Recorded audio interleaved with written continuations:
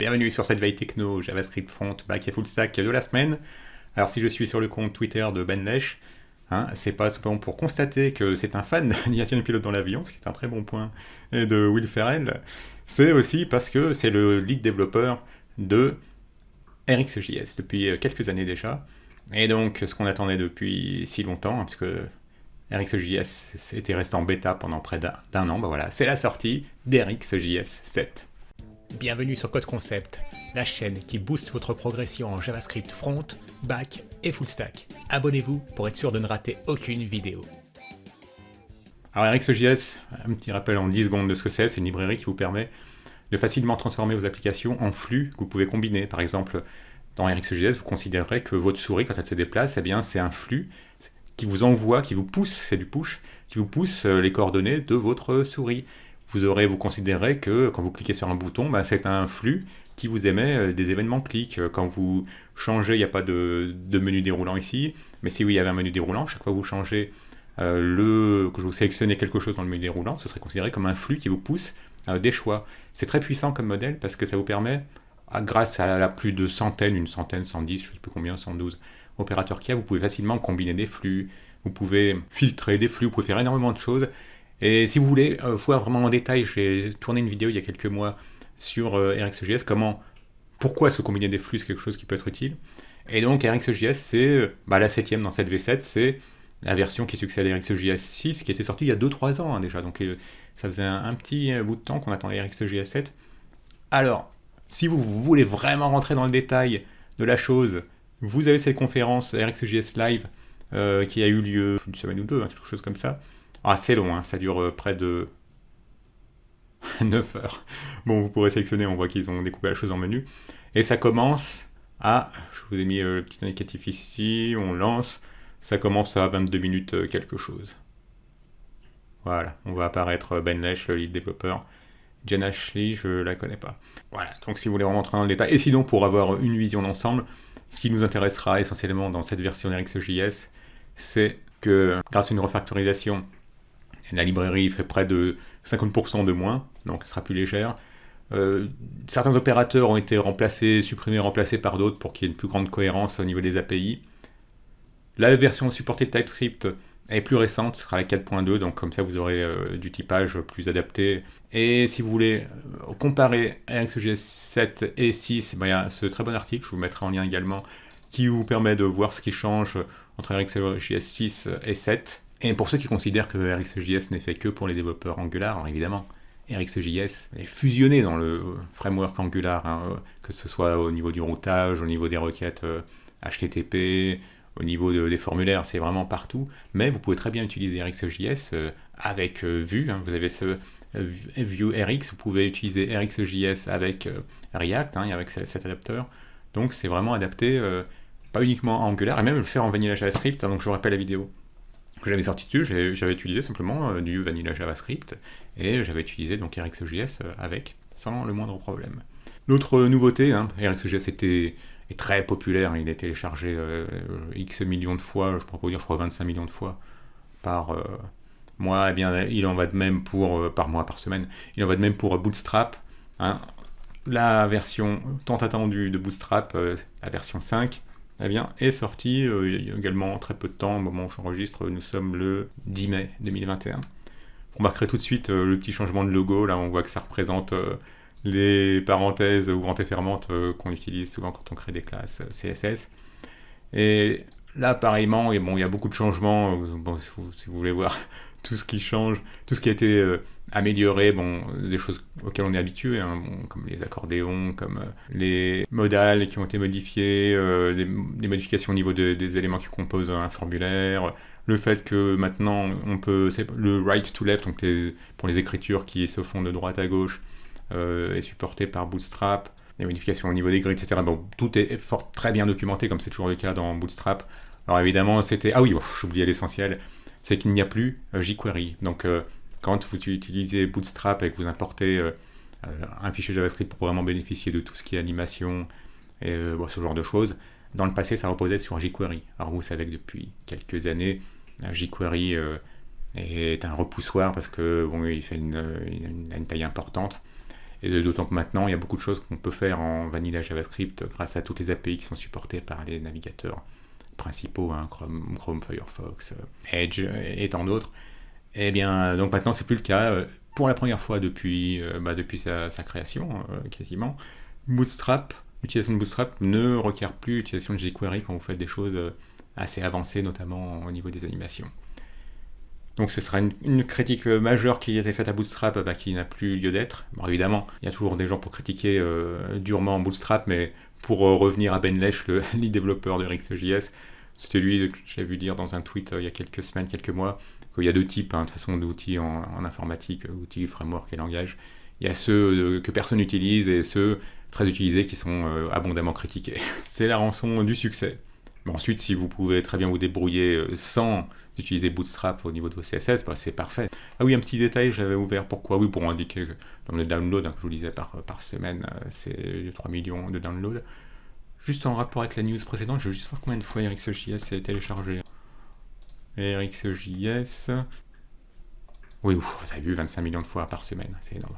Voilà, pour vous dire, c'est quand même les deux grosses news de cette semaine. C'est bien RxJS 7 que Bootstrap 5. Et concernant Bootstrap, je vous avais ouvert ce popperjs.org, la page de popperjs.org, parce que c'est une librairie qu'utilise Bootstrap, notamment pour positionner des tooltips, des popovers, des choses comme ça, à différents endroits. Bon, là, ils sont passés, maintenant ils utilisent la V2. Donc Bootstrap 5 utilisera la V2 de popperjs. Si vous pensez comme moi que le tag image, IMG, n'avait plus de secret pour vous, qu'il suffisait de mettre un petit SRC pour pointer vers un fichier image, puis un alt pour penser aux utilisateurs, notamment de readers, eh bien, vous allez vous rendre compte qu'on peut faire énormément de choses, énormément d'améliorations du tag image. Alors Adi Osmani, c'est quelqu'un que je suis depuis des années, qui travaille chez Google, c'est un Britannique, et c'est vraiment un expert sur tout ce qui est performance. Et donc, vous savez que, comme on dit, c'est un peu cliché, mais c'est vrai, une image vaut 1000 mots, et c'est pour ça qu'il y a autant d'images sur un site web, parce que vous pouvez communiquer du contenu de manière très vivante. Si vous avez un site d'agence de voyage, mettre une image de la destination, c'est tout de suite plus attirant que de simplement décrire la destination. Il en va de même pour tellement d'autres sites. Vous avez un site destiné au vélo, par exemple, vous montrez différents modèles de vélo, ça parle tout de suite plus. Eh bien, cet article va très loin et vous montre comment optimiser votre site. Alors, ce sera très important pour ceux qui ciblent vraiment l'amélioration des performances de leur site, et c'est très important quand vous savez que de gros sites, notamment du e-commerce, ont constaté que plus vous raccourcissiez le temps de chargement d'une page, le time to interactive, le délai qui passe entre le moment où l'utilisateur va sur votre site et le moment où il peut interagir avec, eh bien ça a des conséquences directes sur le chiffre de vente que vous faites sur le site d'e-commerce. C'est pour ça que là le temps indiqué c'était 26 minutes, il m'en a pris le double presque. D'une part parce que c'est pas ma langue maternelle, l'anglais, et d'autre part parce que c'est assez pointu. Donc si vraiment vous voulez lire l'intégralité, prévoyez bien 3 quarts d'heure.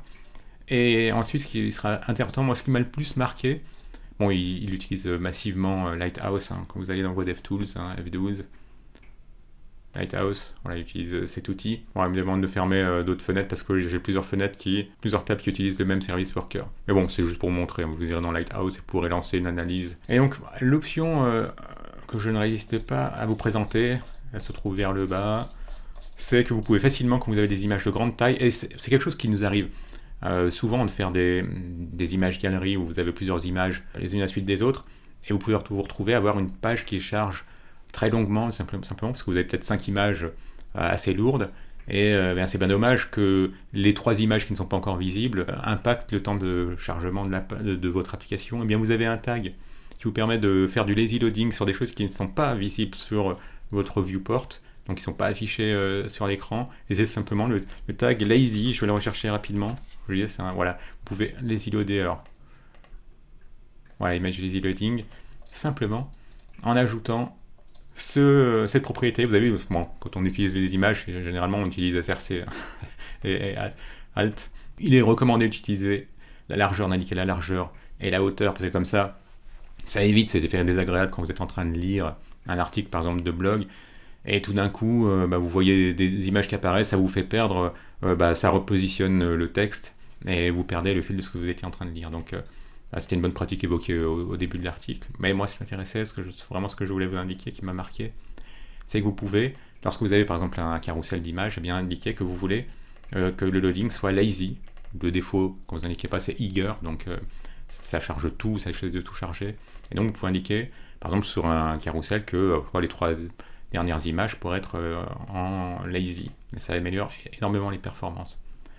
Et ensuite, il y a eu également de nombreuses astuces qui ont été indiquées, comme le fait que vous pouvez indiquer des sources sets, au lieu simplement d'avoir une source, indiquer le fichier que vous allez loader, vous pouvez indiquer plusieurs éléments. Bon, là, on voit que ce qui change, ce sera, on reconnaît une media query. Donc, vous afficherez une image selon que vous soyez sur un écran de petite taille ou un écran de plus grande taille. Bon, là, le breakpoint, c'est 640 pixels, donc jusqu'à 640 pixels, vous utiliserez l'image de 400 pixels, pas propre à l'image 400 pixels, et au-delà, celle de 800. Et donc voilà, ce fameux loading lazy qui m'a bien marqué. Le fait que ce tag picture, c'est la première fois que je le rencontre, sans doute parce que je travaille de manière assez basique avec les images. Donc vous pouvez très bien utiliser picture avec source, et donc pour indiquer des sources différentes, en fonction du type de navigateur utilisé par la personne qui va sur votre site, s'il peut supporter des images assez modernes comme WebP par exemple, ou si vous allez vous en tenir à un simple JPEG de base.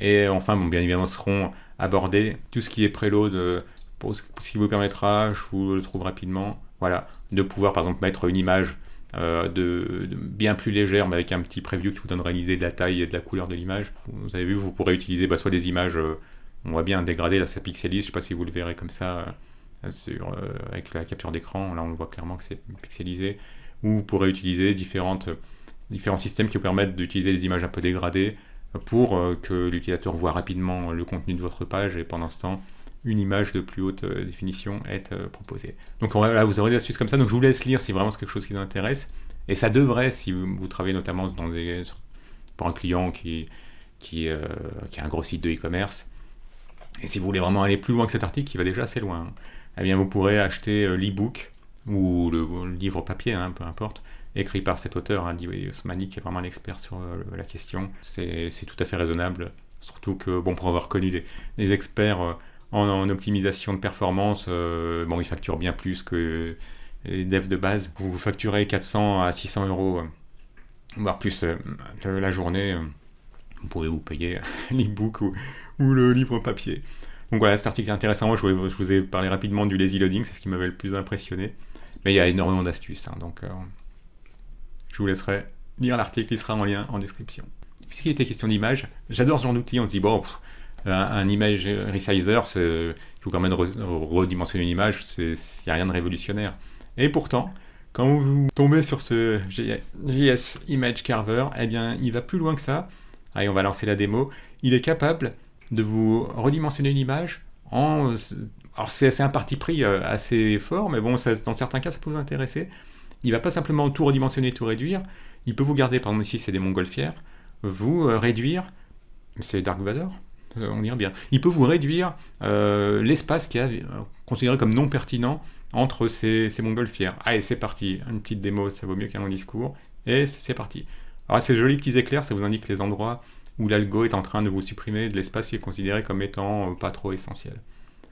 Donc là, vous pouvez voir que l'image réduit en largeur, alors qu'on voit que les montgolfières restent de la même taille. Donc c'est un outil vraiment sympa, c'est très costaud. Il y a une explication très détaillée ensuite, pour ceux qui veulent vraiment connaître l'algo qui a été utilisé, quel est le traitement de l'image effectué. Là c'est pareil, ça me rappelle un des collègues qui était très pointu à ce niveau-là, qui avait fait des missions sur le traitement en image, qui liraient l'intégralité. Moi je me contente de jouer avec la démo, qui m'a bien plu. Alors évidemment, ça va pas marcher, c'est pas la chose qui marcherait dans toutes les situations. Vous avez vu l'image originale, l'image réduite, et on va constater que les montgolfières ont gardé la même taille. Donc si vraiment ce qui vous intéresse, c'est de garder tous ces petits objets bien visibles, plutôt que d'avoir perdu en dimension, en hauteur et largeur de ces objets, voilà, ça peut être une utilisation. La limite, je vous la montre. Je prends cette photo, je m'étais amusé à créer un site sur les chats. Donc j'avais créé cette vignette, voilà, si on la réduit, là il va avoir un peu plus de mal, l'algo, parce que il essaie de déterminer ce qui n'est pas indispensable. Donc là il va commencer à s'attaquer à la police, et là c'est un peu dommage, mais bon, voilà. Je voulais juste montrer la petite limitation. Il réduit ce qu'il peut, là, on voit que l'image du chat n'a pas souffert. Ça donne un style, artistiquement, c'est pas inintéressant. Sauf que là, ça devient plus difficile de lire chaton. Et voilà, donc les chatons qui sont prêts pour des combats épiques. Voilà, on voit que le chat est redimensionné et il reste reconnaissable, mais bon, là, on voit quand même que ça a souffert par rapport à des images où on a plusieurs choses qui sont séparées. Donc, ce JS Image Carver, qui nous montre que l'intelligence artificielle peut également mettre son grain de sel dans la retouche d'image. Ah, j'avais oublié une chose, c'est que vous pouvez aussi décider de supprimer pour que je le rafraîchisse. Ça aurait plu à l'Union soviétique, où je pense que vous vous souvenez de vos cours d'histoire, où quand vous étiez tombé en disgrâce, on vous supprimait des photos officielles, vous n'aviez plus existé. Là, vous avez un outil. De la même façon, voilà, le revoilà. C'est qu'en fait, oui, il fallait reloader l'image. Vous pouvez décider, bon, je vais faire la chose en mode cochon un peu parce que j'ai pas fait la chose attentivement. Voilà, si vous avez envie que il vous supprime, en plus de faire un resize, il vous supprime un certain élément, il sait faire aussi. Voilà, donc c'est un outil qui va plus loin que le simple resize. Je vous laisse jouer avec, je vous mets le lien en description. Pour les développeurs Angular qui veulent contrôler leur application à la voix, et pas seulement quand c'est une application qui est utilisée par Chrome, vous serez intéressé par cet article écrit par Pico Voice, et donc ce qui vous permet de pouvoir contrôler, par exemple de pouvoir déclencher à la voix, comme vous le faites avec un OK Google ou les assistants vocaux qui sont vendus par Amazon, ou Siri pour ceux qui ont un device Apple. Avec Pico Voice, Porcupine Web Angular et Web EN Worker. Alors là, le EN, c'est pour la langue. Donc, si vous vouliez que le langage reconnu soit plutôt du français, il faudrait mettre... Alors, je suppose que c'est FR, ce serait logique. Il précise qu'on peut l'utiliser pour l'anglais, l'allemand, le français. Et donc, vous pouvez... Ce qui est bien, c'est que dans cet exemple, ça vous montre comment lancer la retranscription de votre voix, donc sur un mot qui déclenchera l'écoute, pour que la chose soit pas en train de vous écouter, que votre appli soit pas en train de vous écouter 24 heures sur 24. Donc c'est l'équivalent du OK Google. Et donc ça vous permet notamment de pouvoir lancer des commandes. Imaginons que vous ayez envie de dire à votre assistant, votre application assistante, que vous avez envie de lancer un timer pour 10 minutes. Je sais pas, vous êtes peut-être en train de faire du sport, et puis vous êtes parti pour faire 10 minutes de burpees, vous pouvez lui demander de lancer un timer de 10 minutes, et il reconnaîtra la chose. Donc voilà, ce sera un service. Alors les deux composants qui sont utilisés, alors vous ne laissez pas effrayer par le fait qu'il y ait très peu de téléchargements par semaine. C'est pas un produit aussi connu qu'RxJS et Bootstrap. Et certainement qu'au fil des semaines, vu que cet article est assez récent, les noms vont augmenter, ça date du 22 avril. Et donc vous pourrez voir que l'avantage, c'est que ça vous fournit les services, ça vous permet d'interagir comme vous le faites, comme vous êtes habitué à le faire avec Angular, et notamment en vous mettant à disposition des observables auxquels vous pouvez vous abonner. Comme c'est un service qui est assez lourd, le service qui vous permet de faire de la reconnaissance vocale, vous pouvez, il vous montre comment l'importer de manière asynchrone, à l'aide d'un async que vous mettrez devant votre engine init et un await. Il va y avoir du ménage ici avec engine destroy également, voilà, pour vous désabonner de l'observable qui est mis à disposition, Porcupine Detection. Voilà, et lui, vous voyez que ici, ce qui vous est mis comme keyword pour déclencher l'enregistrement de votre voix, ça sera OK Google. Et sinon, ici, ils ont ajouté également Pico Voice. Et l'autre service qui est utilisé, c'est une librairie qui vous permet d'utiliser tout ce qui vous permet de reconnaître du langage, mais de le faire offline. Vous savez que les services que vous utilisez, comme WebSpeech API, ça nécessite d'être en ligne.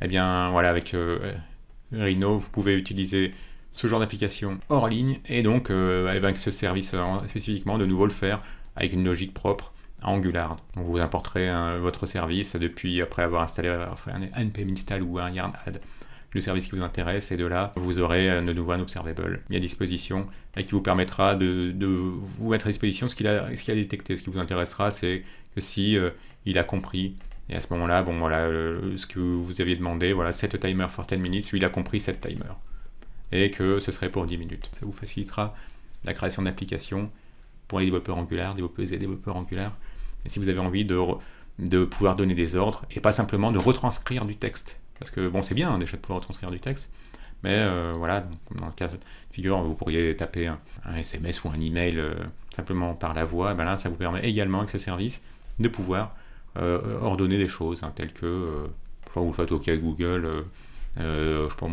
sors-moi une playlist de blues, voilà. Avec ces deux petit package NPM, vous pourrez faire la même chose facilement dans le monde d'Angular. Pareillement, je vous les mettrai en description. Et voilà, une petite grille. Après, c'est valable pour tous les frameworks ou pas de framework si vous utilisez simplement du vanilla JavaScript. On a toujours besoin d'une bonne petite grille. Et là, ça va très loin. Donc, bon, vous pouvez avoir une présentation sous forme de grille. Bon, ça pourrait être par exemple ici, ça ressemble à un fichier qui serait utilisé dans une application de RH. Vous auriez le nom de la personne, le poste qu'elle occupe, et dans lequel pays elle est. Vous avez de la pagination. Vous pouvez trier. Vous pouvez trier par nom, par job, etc. Donc on a toujours besoin d'un système de grille, d'application de gestion, d'informatique de gestion. Et la chose qui est très intuitive pour des développeurs, c'est le fait qu'il vous suffit de passer un objet de configuration, et là par exemple vous pouvez indiquer les colonnes que vous avez envie de voir figurer. Name, email, phone number, simplement à l'aide de cette propriété columns. Et en data, vous voyez qu'ici vous avez un tableau à 2 dimensions. Donc, ce tableau et chaque élément, chaque tableau à l'intérieur du haut tableau, ça représente un utilisateur. Mais il y a énormément d'exemples, je vous le mettrai en lien. Notamment, ce qui m'avait pas mal intéressé, c'était la pagination. Donc vous pouvez indiquer, à partir, c'est éditable en plus, c'est un live editor. Vous pouvez indiquer que vous avez une pagination, simplement en indiquant true ou false. Et donc voilà, si on mettait false, on n'aurait plus de pagination, c'est le cas. Vous pouvez indiquer la limite. Donc là, vous avez envie, par exemple, que la pagination, ça vous affiche un élément par page, mais peut-être que vous auriez envie d'avoir 2 éléments par page. On va rapidement en ajouter un 3e, comme ça on pourra paginer sur 2 pages. Et, combien 4. 1, 2, 3, 4. Et donc maintenant, si vous décidez de mettre une limite, vous voyez, c'est très intuitif, c'est l'avantage d'avoir des objets de configuration, c'est qu'au moins la clé, elle vous donne une indication de ce que c'est. Là, vous avez une limite de 2, si bien que voilà, maintenant, c'est en page 2, vous avez cet utilisateur-là. Alors que si vous aviez choisi une limite de 3, vous l'aurez deviné, il n'y aurait plus qu'une seule page, et voilà, rien en next. Donc c'est vraiment très bien fait, il y a du search, ici vous pouvez taper ce que vous avez envie de chercher, et simplement en indiquant le search à true, c'est très très bien fait. Donc je vous laisse découvrir le reste, c'est de bons exemples, en plus comme je le disais, éditable. Ça s'appelle Grid.js. Si vous voulez découvrir davantage RxJS, je vous renvoie vers la vidéo consacrée au sujet. Comme toujours, si vous voulez découvrir d'autres frameworks, par exemple Angular en 1h30, je vous ai créé une vidéo sur le sujet. Une vidéo sur les nouveautés de Vue 3, également un peu moins longue, 60 minutes, mais ça vous permet de bien couvrir la chose. Une playlist sur React si vous voulez découvrir React. Un petit like fait toujours plaisir. Abonnez-vous si ce n'est déjà fait. Et à bientôt.